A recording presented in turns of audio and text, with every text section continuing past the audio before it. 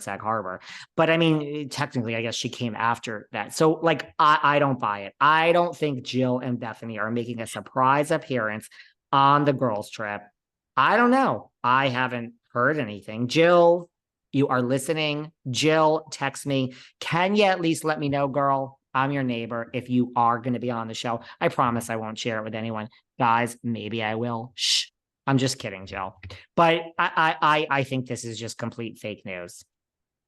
Yeah, no, I agree. And part of me, you know, you and I have speculated this for a while. I mean, I don't see another, now that this what was it, CNBC show failed with Bethenny and Kevin O'Leary. Yeah. I don't know. I mean, are people going to still give her another show? Is she going to be back on Bravo? She does seem like she wants to be. But then again, I'm like, would she be? I don't know. You know, at some point, you just back and forth. gotta give in to what the people want. Like this show here, I've changed it a little bit. The people don't want. I mean, listen, I will always do my celebrity interviews. Always. Yeah. You love your yeah. I do. And I got some coming love your up. Suzanne Summers. You love your I don't know who like, have you had Patrick Duffy on or something from not yet. But I had Susan Lucci and Hayes. Yeah, I do love. Has Tony Danza been on your show yet? That fucking dick. That fucking motherfucker. Okay. Oh, he said no? He never says yes. He never says yes. Because he just was on and just that woke. He was just on that.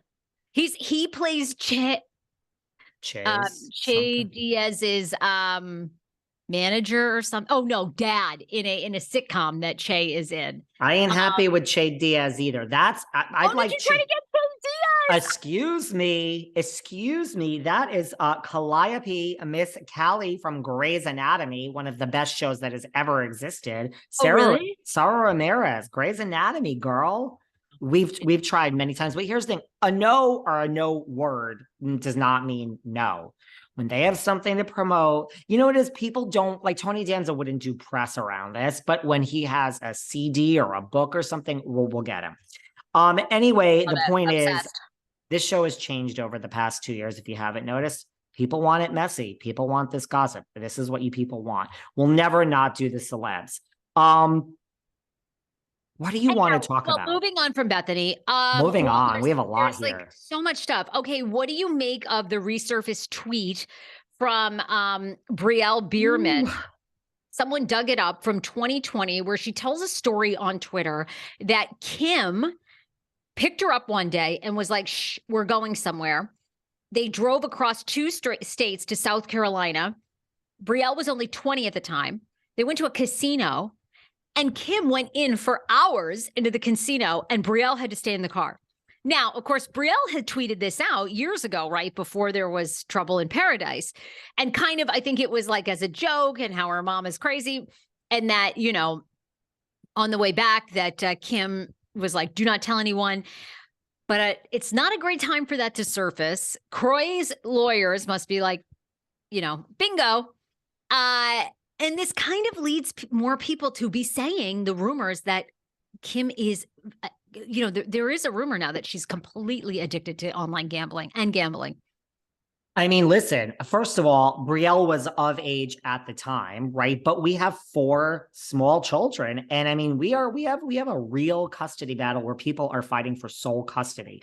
So yeah, I don't think, you know, said in jest or not said in jest, and the fact that she was over 18 and an adult, that mitigates the facts. But I do think this tweet is going to be used when you say that there are 4 children that are not safe in a household alone for sole custody. And I want sole custody. The same thing that Catherine Dennis went through with her ex. I mean, Thomas, like, yeah, I don't look without overthinking it, just based on what's out there. And I don't know the facts.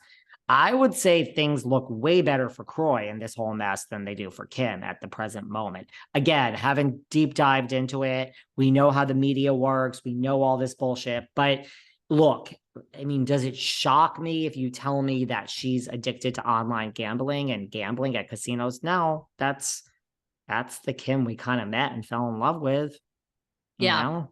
Yeah. No, I I know mean, it's going to get messier and messier between those two, and so many more things are going to be dug up and come, but people were in my DMs going, "Oh my God, I hope you guys are going to talk about this." And I was like, "Yeah, of course." I mean, and like, to your point though, the media is probably going to paint her as, the gold digging, unstable, horrible with money, gambling, terrible mother.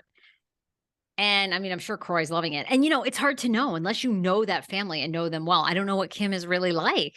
and of course, there's some tabloid fodder built in there. A woman speaks up, she's a bitch. A man speaks up, he's a hero. So there is some of that going on, right? Where it's like, oh, it's more interesting to paint Kim as the bad mother. But I don't think this tweet is a good sign for her. And I mean, right? Kim is addicted to gambling. If that's the narrative, that doesn't shock me, right? It's not a shocking statement. So we're going to have to see on this one, but it ain't getting better before it gets worse.